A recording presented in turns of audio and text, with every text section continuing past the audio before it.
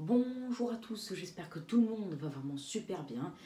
Alors voilà, il est environ 13h, midi 55 pour être précis.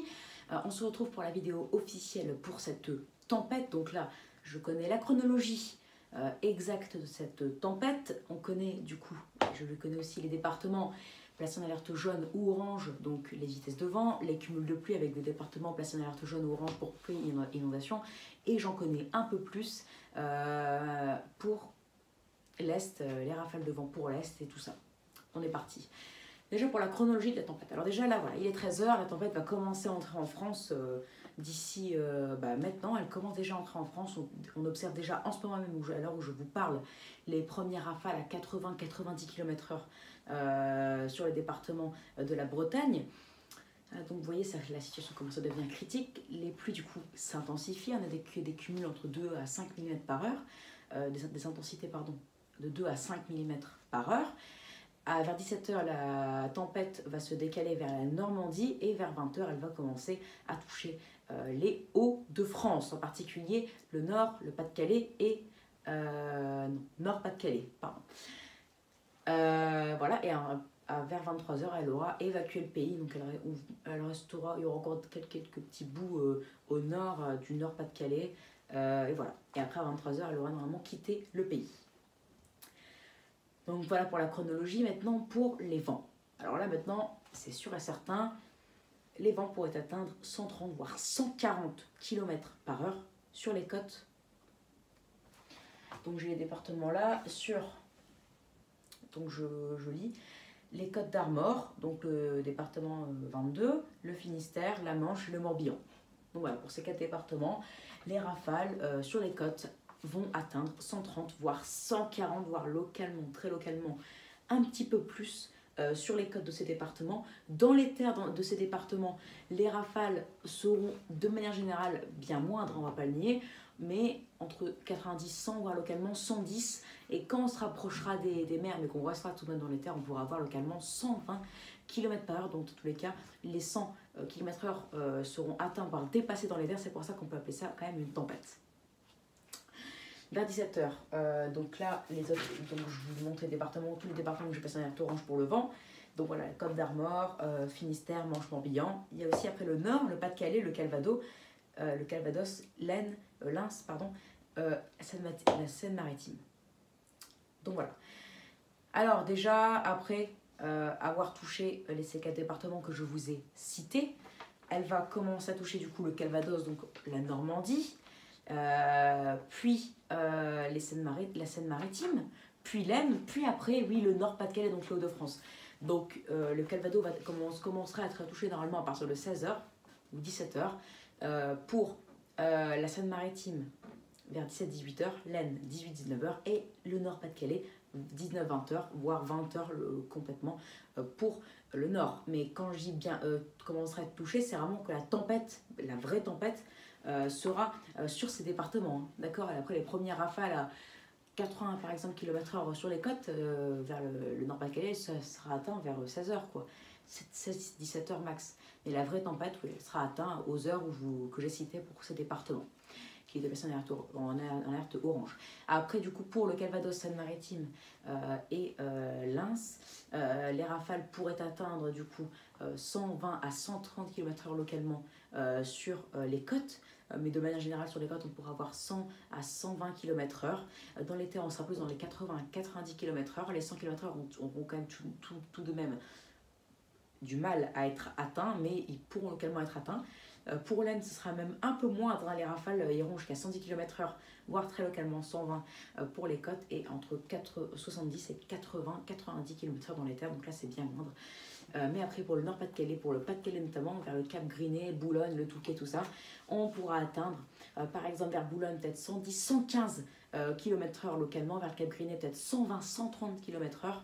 Donc sur les côtes, en moyenne sur le Pas-de-Calais, on pourra atteindre 110, 120, localement 130, voire même un petit peu plus, d'après les dernières actualisations de midi de GFS, où la tempête, en fait, elle pourrait être même, le pic de la tempête pourrait même être un peu plus décalé vers la droite, donc on pourrait être touché par le pic de cette tempête, donc plus de vent, du coup plus de rafales de vent, et dans les terres du Pas-de-Calais, on pourrait atteindre 80-90, enfin localement 100, pourquoi pas même 100-110 en s'approchant des mers, mais en restant plutôt dans les terres.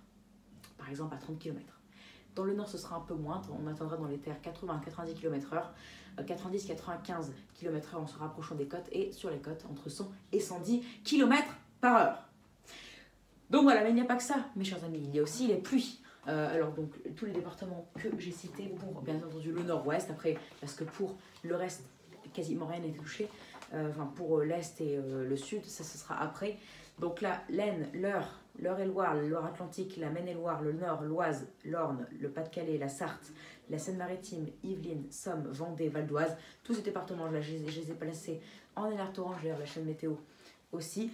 Donc voilà, vous connaissez votre département, si vous voulez je le redis. Ah non, vous reculez dans la vidéo, hein, voilà. En tout cas, il y en a 1, 2, 3, 4, 5, 6, 7, 8, 9, 10, 11, 12, 13, 14, 15 départements placés en alerte orange pour pluie inondation, mais ce n'est pas pour rien, car en quelques heures, parfois en 5 heures seulement par exemple, on pourrait atteindre localement 30 à 40 mm, mais en tout cas de manière générale dans l'épisode, on devra atteindre en moyenne sur ces départements 40 à 60 mm de pluie, localement 70 à 90 sous les cumuls les plus forts et les plus abondants. Donc sous les pluies les plus durables et les pluies les plus abondantes. Donc là, pour les départements, on alerte orange pour pluie et orange pour vent. Alors, je ne sais pas s'il y a des départements en commun. Par exemple, quand on regarde le Nord, c'est un département, donc le mien, où je l'ai placé en alerte orange pour vent et pluie. Donc là, des intempéries vraiment assez costauds sont à prévoir. Le Pas-de-Calais aussi d'ailleurs. Après, pour les Côtes d'Armor, Finistère, Manche, non, il n'y a pas. Ouais, non. Et Morbihan, il n'y a pas non plus, non. Donc eux, c'est plus pour le vent, pour les pluies, il n'y a pas trop. Calvados, non non plus. L'Aisne. Ah, Lens aussi. Lui, il y aura pour le vent et la pluie. Mais après, pour le vent, pour l'Ain, ce sera un peu moins. J'ai passé en alerte orange, mais j'ai longuement hésité, car lui, ce sera plus une alerte jaune renforcée. Donc là, je le précise maintenant, parce que les vents ne dépasseront généralement pas les 110-115 km/h localement. D'accord. Mais après, pour les pluies, Lens, ouais, beaucoup de pluie est à prévoir, car le département est passé en alerte orange. Mais bon, du coup, là, on a le Nord, Pas-de-Calais. Après, la Seine-Maritime. Oui, c'est dedans, la Seine-Maritime. Donc voilà. Donc Nord, Pas-de-Calais, Seine-Maritime, c'est les 3 départements qui étaient placés en alerte orange pour pluie, inondation et vent. Donc voilà, en tout cas après le Pas-de-Calais, c'est le département qui va être le plus touché par les deux phénomènes météo, donc pluie et vent, parce qu'il y aura un peu plus de vent que le Seine-Maritime ou le Nord. Donc voilà, en tout cas de grosses intempéries sont à prévoir pour ces départements. Maintenant, passons pour dimanche. Dans la nuit de samedi dimanche et même plutôt pour dimanche dans la journée, une ligne de département que j'ai placée en alerte jaune, pas orange, parce que les vents ne seront pas assez violents et les cumuls de pluie seront pas assez importants, mais en tout cas de la Meurthe-et-Moselle jusque vers la Méditerranée, une ligne de département qui est placée en alerte jaune pour vent et pour pluie. Et par contre les Cévennes, je place ces départements, les Cévennes en alerte orange pour pluie, inondation, car on pourrait localement atteindre les 200 voire 250 mm. N'oubliez pas que c'est un épisode Cévenol, mais pour le vent ça restera moindre que ce qui va se passer pour le nord-ouest, donc dans la tempête.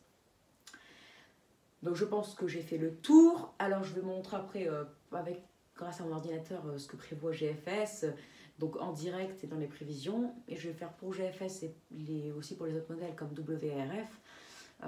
Ou peut-être pas, je sais pas, je verrai, mais je vais faire une vidéo où je montre ce que les modèles prévoient en termes de vent, de cumul de précipitations et tout ça. Mais en tout cas, voilà, vous savez tout sur la chronologie de la tempête maintenant. Vous savez tout aussi sur les départements placés en alerte jaune ou orange pour les pluies et inondations.